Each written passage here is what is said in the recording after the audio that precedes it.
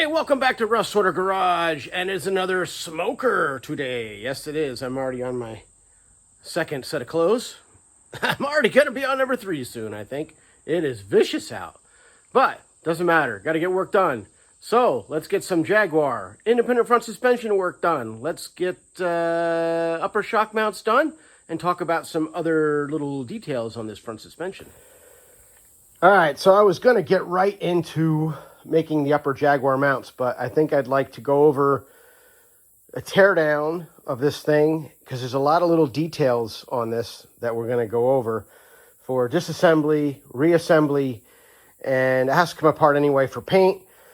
And with the disassembly done, it'll be easier to actually show you some stuff with the upper shock mounts. So first, before I get into shock mounts, let's go through a teardown on one side of the suspension. All right, so this is all going to come apart for paint anyway. I'm going to take some things off. So I'm going to, and this is not needed to make the shock mounts. It's just because it's part of the build anyway. So I'm going to pull the front sway bar off. So I'm going to unbolt the end links.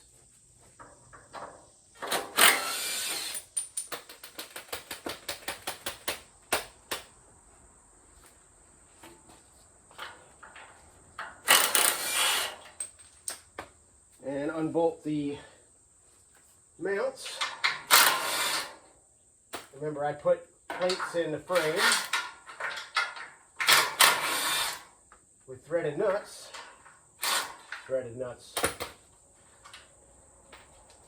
Plates in the frame with nuts welded to them so that the sway bar just bolts in now. No need to worry about trying to get a wrench in there. And there it goes.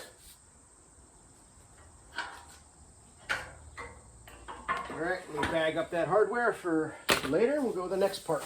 All right, next thing I'm going to do is remove the tie rod end from the steering arm. But one thing I'm just going to do here quick that I forgot about. Brake lines. I need a mount for that. I could either make a little tab to put them up the top of the frame or just drill a hole in the frame and just put it into the frame.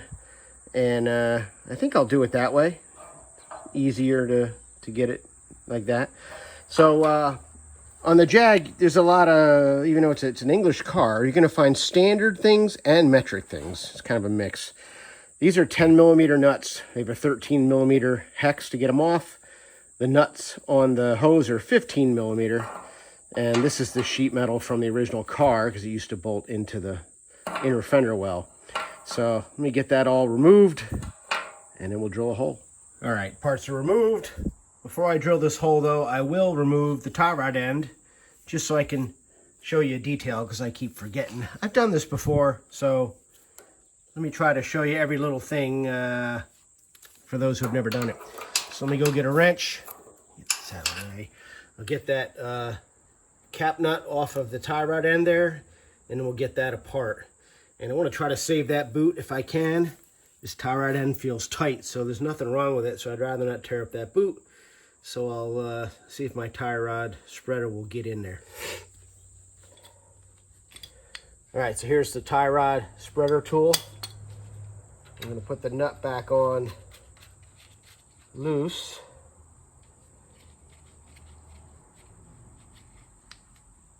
Just to try to protect the threads.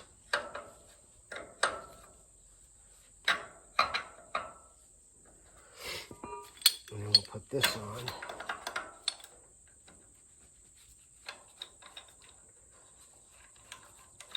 And this should do the trick. Now, what size is that? 5/8. Hey, we got them. We got the multi-tool, the vice grip. Let's see if we can split this. There it goes.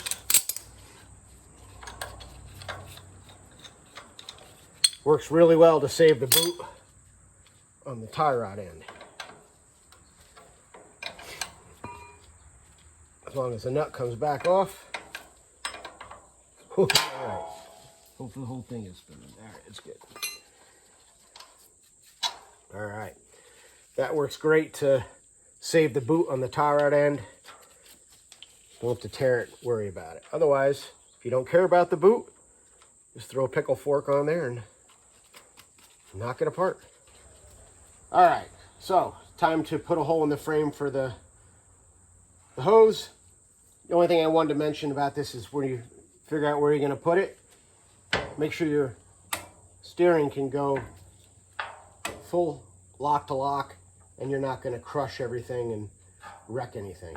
So up around, even if I just pick that factory hole there, that would work.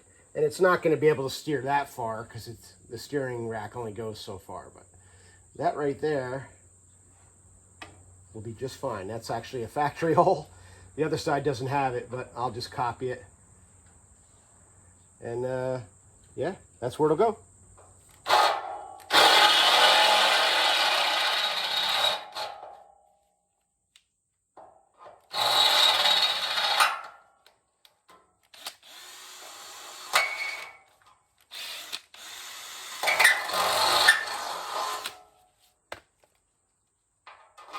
Perfect. So that'll go through the frame, put another nut on the other side, and that's where the hose will go. I'm not going to mount it because it's not going to stay, and we're going to replace these hoses, but at least that hole is done. And always remember to save all this stuff when you take a Jag IFS, including the little 10mm nuts. You can buy them new, but if you already have them, why not use them? All right, so the holes are drilled, cleaned them up. And I know the guys who have done this before, you know, as far as this kind of thing, are like, well, duh, of course don't make your hose collapse. Well, you know, if you've never done this before, it might not be something you'd think of right away. And if you mount this in the wrong spot and go to steer and tug on the hose, wouldn't be a good thing. So if it's simple, I understand, but we'll try to cover everything. But with that done, I think the next logical thing will be to take the steering rack out, and I'll show you those bushings, which are junk and should be upgraded to polyurethane every time. All right, so let's remove this steering rack. There's only 3 bolts holding it in. One here, one below there, and one there on the other side.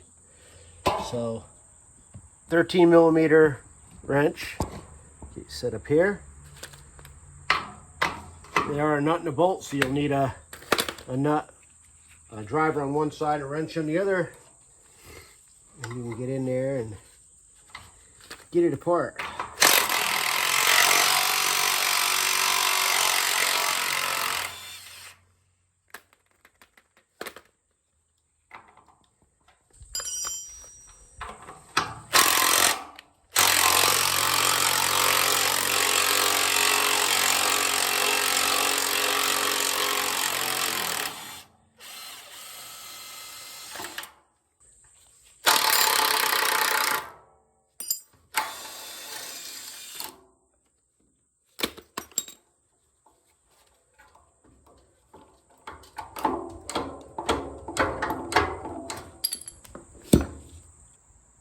All right, here's the steering rack removed so you can see the bushings, the 3 mounting points. You got 1 here, 2 here. We have this spacer that fits over these guys and fits up into that mount there on the cross member, fits up into there. Kind of pushes in like that. And then these are the bushings that have all the problems. This one is still solid. This one is disintegrated, and this one is disintegrated. So basically, when you turn the steering wheel and it pushes on this, these things are moving back and forth before the steering rack even moves. So these are all coming out. All 3 of these bushings are getting thrown away. I have to press out the shells, press out that bushing, and we're going to replace those with polyurethane. Now with these factory mounts over on this side, they have these spacers with washers, and as far as I remember, none of that stuff's going to be needed anymore once the urethane is in. These are just kind of take up slack, so we'll see what the spacing is. It could be different depending on what manufacturer makes the bushings, but we'll figure that out when we put it in together. It'll be no big deal, but they are going to come out. All right, so time to move on to spindle disassembly. And obviously, somebody's been here before me and replaced these calipers, which is a great thing because now I don't have to buy them. The pads are also new as well. But there's probably something that they missed when they changed these calipers. And I'll show you that because it's almost 100% happens to me. If somebody has replaced the calipers, they lost something. And I'll go over that. But first, if you have to replace the brake pads on one of these, it's very easy. You do not remove the caliper from the car. It's not designed that way. You have these two pins, one here and one here, and you see this little clip right here? Little clip there? You can see it. Yeah, you can see it. You grab that clip and pull that clip out on the top and the bottom, and then the pin slides out and the pads just fall out. Nothing to it. The reason you don't unbolt the caliper is because the caliper is also bolted to your steering assembly. So don't remove that unless you have to. Now, as far as what's missing, or probably is missing, and the other reason you can tell, or other way you can tell that somebody's been here before me is, you see the holes in the nut? Well, the caliper used to be retained with safety wire. So that's the first thing that goes away. And we'll check the nuts here and see if they got them in the right positions. But that would have had safety wire, and it doesn't anymore, so it's been apart before. But between the caliper and the steering arm, when you bolt this together, there's supposed to be a shim. It's only a few thousandths of an inch thick, but it usually gets lost. And then what happens is, when you bolt this down, you push on the steering arm and stress it, and actually can change your front end alignment. And people have said you can break that over time, break the steering arm, but that's a forged piece. I can't see you breaking it, but you're definitely gonna mess up your front end alignment if you take that apart, lose that shim, and put it back together. And when I get it apart here, I'll show you how that all works. All right, so first thing I'm gonna do is I'm gonna take this hose off of here because the brake hose is bolted to this bracket here, and that bracket's going to come off when I remove the caliper. And I'd rather do that here while everything is tight and nothing will get messed up. And I really don't want to damage this little steel line here.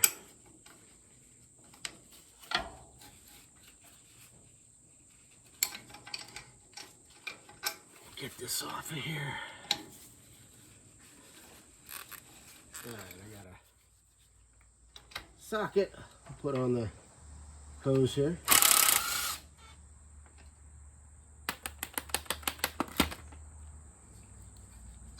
Spin that off, save the lock washers. Put that aside. All right, so now I have some 3/4 inch bolts here, 3 of them. 1, 2, 3. You take the top 2 out first.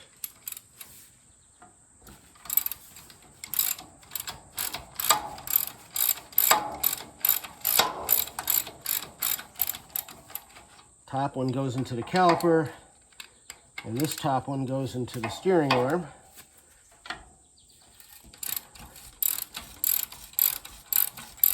I'll just loosen them all up so things will come apart easier.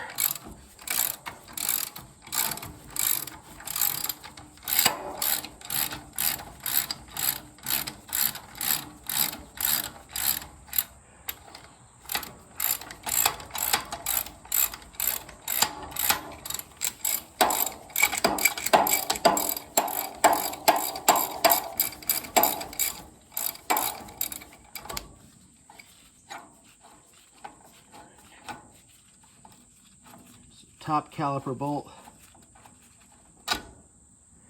You can see it has the holes. Used to be safety wired. Keeps you from mixing up these 2 top bolts when you put this back together. Now, if you notice, there's 2 shims that just fell out from behind this bracket.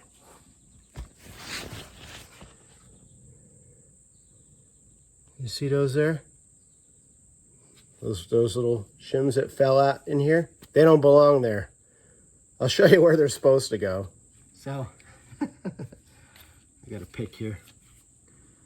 These shims don't belong here. Let me get this other top bolt out. I get those out. This is what happens when stuff gets taken apart without paying attention, or they just didn't know.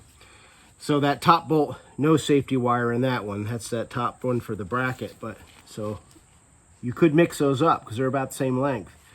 Just remember the safety wire bolts and have a shoulder to them. Those are the ones that go into the caliper. So now this bracket here, let me get this moved out of the way a little bit and get these shims out that don't belong there. Let's see if we can get them out. I might have to take caliper off to get those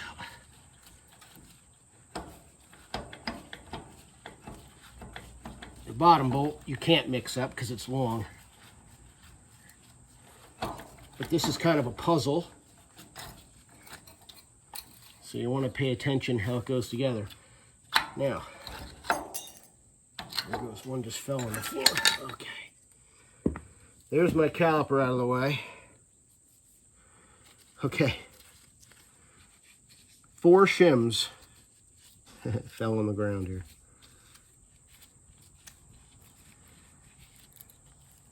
All right. These are important, and they were not where they're supposed to be. Here's where they're supposed to be.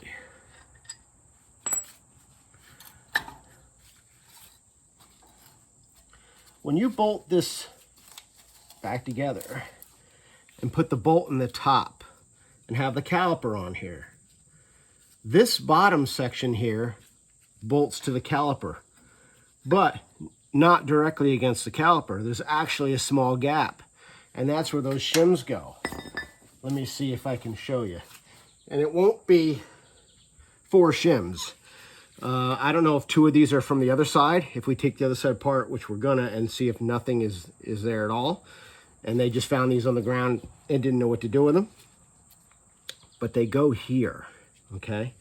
When you bolt the steering arm up and just tighten the top bolt and look down here between the gap of this and the caliper, there's gonna be a slight gap. It's not machined perfectly, and that's where these go. Let me see if I can kind of put it together and show you. All right, so here we are. So there's the top bolt to the steering arm there. Now when this steering arm bolts up to the caliper here, but when you tighten that top bolt, this is not going to sit flush against the caliper. It's not gonna go right up against it. There's gonna be a slight gap, over exaggerated, but I'm showing you where it would be. There's gonna be a slight gap there.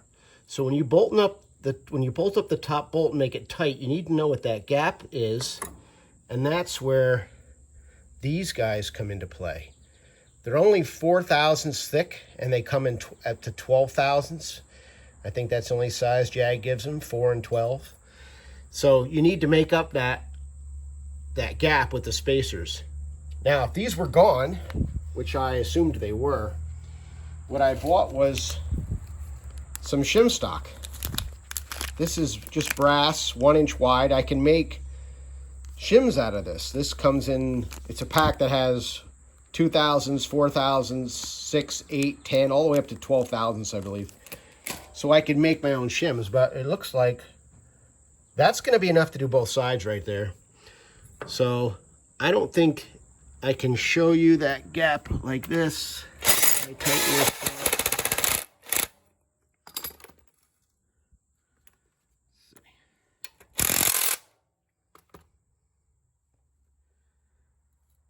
Did you see that?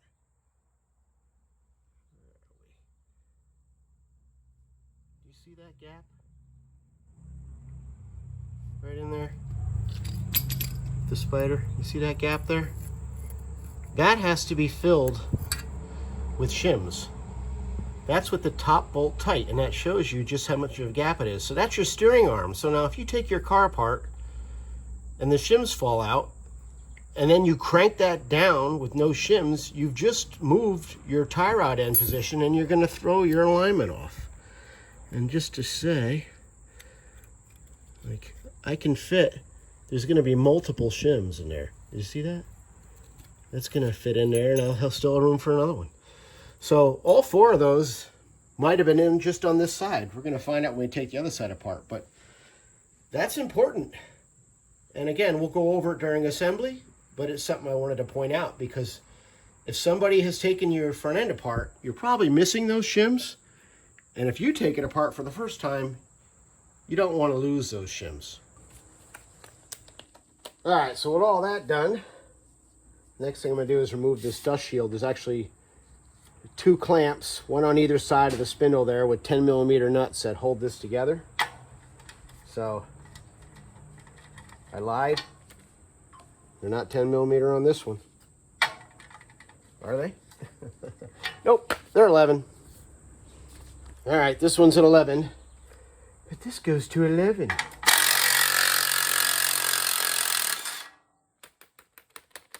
This one goes to 11. All right.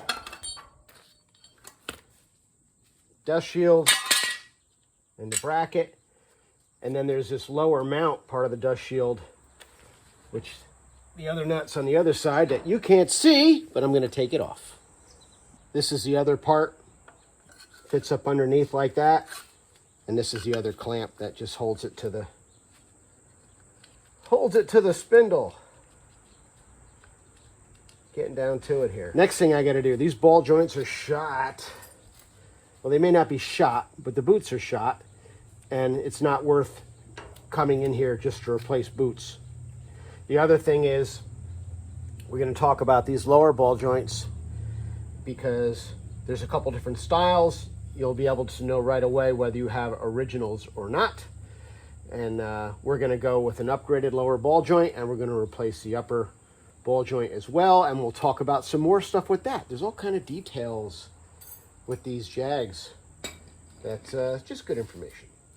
All right, let me grab a couple wrenches, get the nuts off of the ball joints. And again, I don't have to worry about this thing flying apart, because I already have a threaded rod holding the tension on the spring. All right, just taking the nuts off of these. Jaguar does not use cotter pins. They actually use nylon lock nuts instead. So, no cotter pins. So you might want to consider those a one-time use nut. But if you're taking this apart, you're probably taking it apart to replace these ball joints anyway, and they come with new nuts. 3/4 on top, 7/8 on the bottom. Now,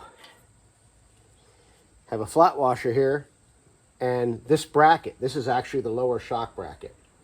So now, I got to split these ball joints off of the spindle. I don't care about them, so I'm just going to pickle fork them and blast them out.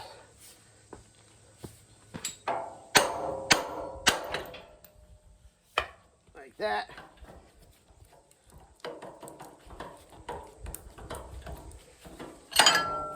Because we don't care about these old joints. Save all the hardware, the washers anyway. This upper joint, shot anyway. Now, the lower one is going to want to fall. Let's see. Get this in here. Otherwise, I'm just going to wail on it and knock it down, because I don't care about it. But I don't want to drop it on the ground necessarily.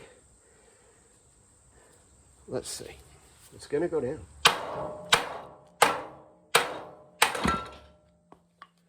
Just like that. All right, more detail. Let's start with the upper ball joint. This control arm is bolted on the car like this. Notice the shims. You see that?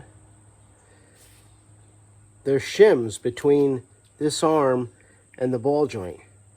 That's how Jaguar adjusts caster, by moving shims from one side to the other. Now I set them up for maximum caster, which is how this was set up. All the shims to the front to push the upper ball joint back and get you more caster. But don't lose those shims, and don't add any more shims. There should be usually 4 in there, and that's it. But I'll take it apart. We'll see how many are in there.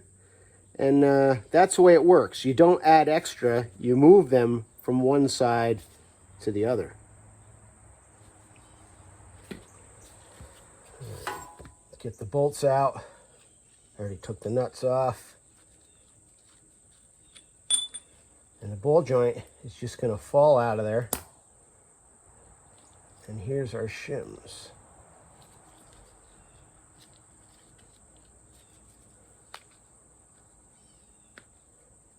One is stuck in there pretty good. There it goes. And there's the shims. So I've got 4 of them, all stacked to the front. Can't remember if sometimes I find 3, but there's 4 in this one. And that's all there is to removing a ball joint on these. Just don't lose the shims. And like I said, I like maximum caster, so I'm going to put all the shims to the front. Also, if you take this apart for painting or anything, these arms are not the same. They have a different angle. Keep track of which one is toward the front of the car or toward the rear of the car. And one other thing you wouldn't even think of. The bolts for the upper ball joint should be installed from the front of the car to the rear of the car. And that's for clearance issues during turning. They actually shaved down the one bolt for extra room. So yeah, a lot of little goofy details. Now let's talk about the lower ball joint. All right, time to remove the lower ball joint. And there's details on these too. This joint, I can tell, is an original style 3-piece ball joint that is actually rebuildable, but they're not used anymore. And the other reason I can tell it's original is because it has a grease fitting. Even the upper ball joint's got a grease fitting. The new replacement ball joints are sealed. They're maintenance free. You don't have to grease them. And they'll last the life of whatever I'm putting this in, that's for sure. So these are bolted in, 4 bolts on the bottom, but they have locking tabs. So you have to bend back those tabs first before you can get to the nut. So all 4 of them have it. Just gotta bend them out of the way. Kind of like the old small block Chevy exhaust manifolds tabs that no one ever put back. But these I do put back. Unless you want to use Loctite or something, I guess.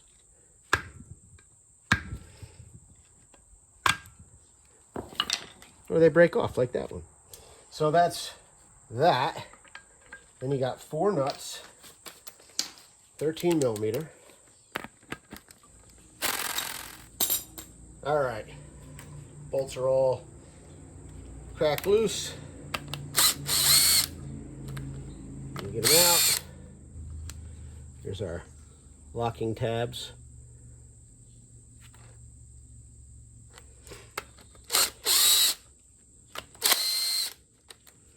Okay, get that out of the way. We'll have to get cleaned up. Now this is a 3-piece joint. It's going to come apart in pieces. There's the bottom. The ball and socket come out. And then you have the internal socket that the ball fits into. Now the new ball joints are going to be a different style. 1 piece. You have to drive this out. All right, that internal race there cannot stay. That has to get knocked out before you can install the replacement joint. So you can collapse it and then get it out, or just drive it out, however you want to do it. But it's got to come out.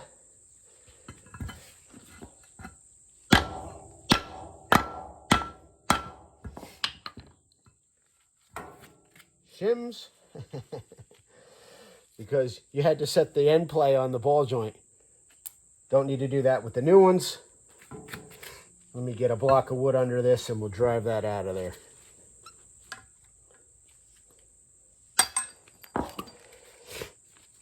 There we go. Drove it out through the bottom. And that's that.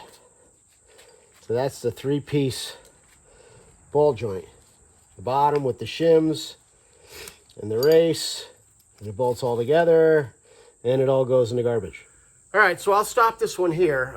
Initially, I thought this would be a video with doing the upper shock mounts and some details, but it's a lot of detail to talk about on this thing, taking it apart. There's actually quite a few little things there that are important and help you when you're going to reassemble this thing. So I'll keep this as a separate video just because it's good information. And in the next video, it'll be nothing but upper shock mount build, and we'll get that done. But I hope that was helpful. If you're putting one of these things in a car, that's all really good information, so you don't just tear it apart and make a mess. You can actually put it back together the right way and not lose anything, especially those little shims that go in behind the steering arm. So that'll be it for this one. We'll see you on the next one. Thank you very much for watching. Thank you for subscribing. I hope this is helpful, and man, it's hot. See you on the next one.